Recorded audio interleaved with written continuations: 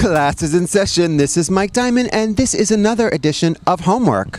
What up, kids? This is Miss Matinga. You're about to get schooled. Today's topic, Glingo. I've got a fishbowl full of gay terms you need to know.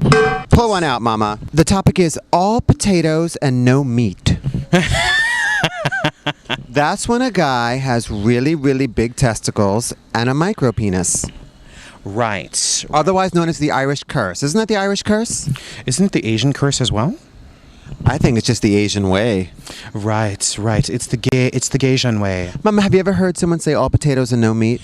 I got to tell you that is a new phrase for me. I mean, I've certainly come across, that's I would call that, like potato and veg. You want to stamp Spalding on the balls. They're so big and round, but then they just have like no piece to speak of. And what do you do? You say you remember kabangers? You just like play with them, and you put them on like your eyes, and you just you make it work. The all-seeing orb, you tell your future. Exactly. Magic 8-ball? Wait, let me shake that again. I didn't like that answer. Mankey. Mankey for me means when a dude has foreskin and he's not being particularly conscious about cleaning the cheese from underneath the glands. This is a particularly disgusting episode. Exactly, and the cock can get manky. Also, if your balls get sweaty, I think that could also be manky, like a big manky cock. It won't stop me from blowing you, but it's manky. Or what I like to do is I just kind of stand up and I say, baby, what's super sexy? What's hot? A shower and a salt scrub. Okay, so children, we've got lace curtains, cafe curtains, and drapes. This is super old-timey. I have no idea. Bring it, mama. This is super old-timey. Basically, all of that means foreskin. That's all foreskin. Yes, and actually, I came across it in that stupid book you made me read. Full Service by Scotty Bowers. Scotty Bowers? He uses the term lace curtains. Really? Well, actually, he said big lace curtains. BLC was the shorthand for it. Really? Does it speak to having lots of this? I think that's drapes. I think lace curtains is maybe you're halfway there. All right, or maybe lace curtains would be you are circumcised, but you have a gunshot wound. Exactly. just for starters. No, I think the whole curtains, drapes things, it's foreskin.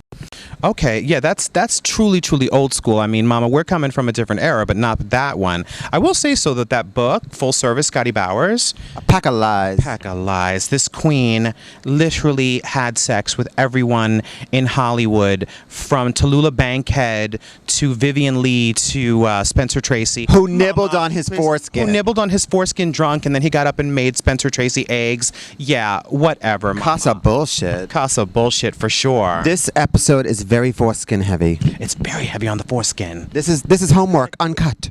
Exactly. Although both of us are. Yeah, I would say that Full Service book is a pack of lies. Why is there no photos of this man with any of these Hollywood stars? Although I would believe that Katharine Hepburn was a dyke with bad skin. Always thought that Miss Katharine was a dyke, but refused to believe that Spencer Tracy was gay. And also, conveniently, all the people that he supposedly had sex with, from Charles Lawton, who was into scat supposedly, to Montgomery Clift, are all dead. So there's no one to refute these. I love that he calls James Dean a prissy little queen. Because she was. You know she was. She was pretty. She was giving you butch on screen, but she was a little bitch bottom. I'm sure her nickname was Dina. Dina Dean.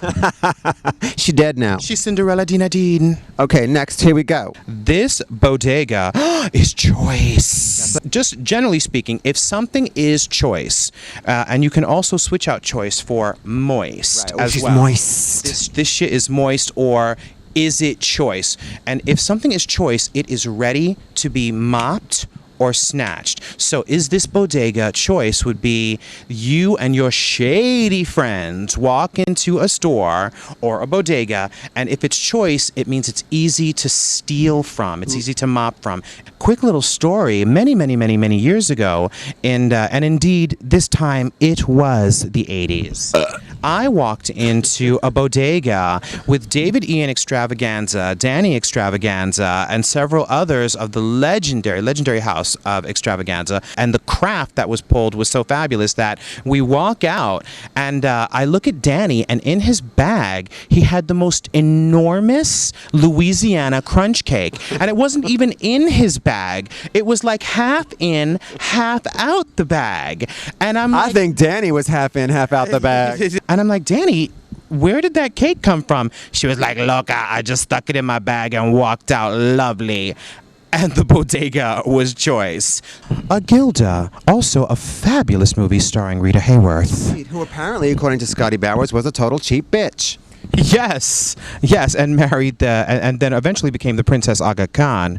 But you know, the Princess Chaka Khan. The Princess Chaka Khan. But a Gilda is just a slang term for a wig. But I've always felt like a Gilda is a cheap wig, is what you would call a Gilda. But am I wrong here? Wouldn't that be called rickrack?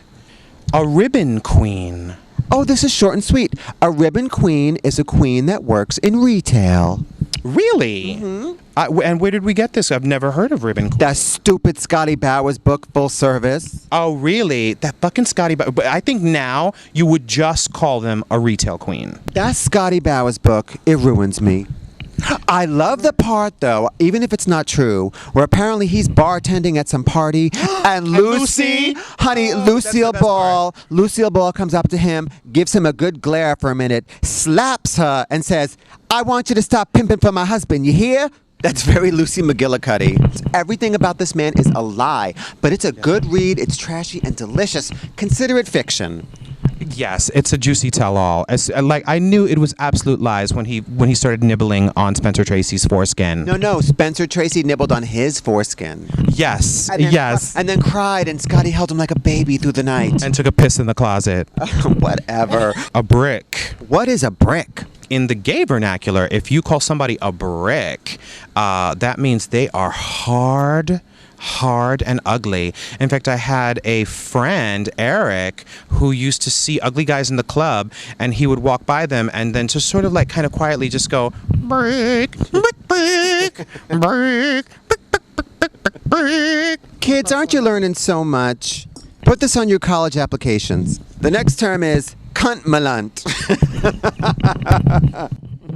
Ooh, that's an old chest one. I'll let an old chestnut. I'll let you go with that one. Cunt malant. I mean, if you can't guess, Jesus. I think cunt malant is when a queen is so femme, she is beyond cunt. She's cunt malant. Right, exactly. Like, you think this is fishy? No.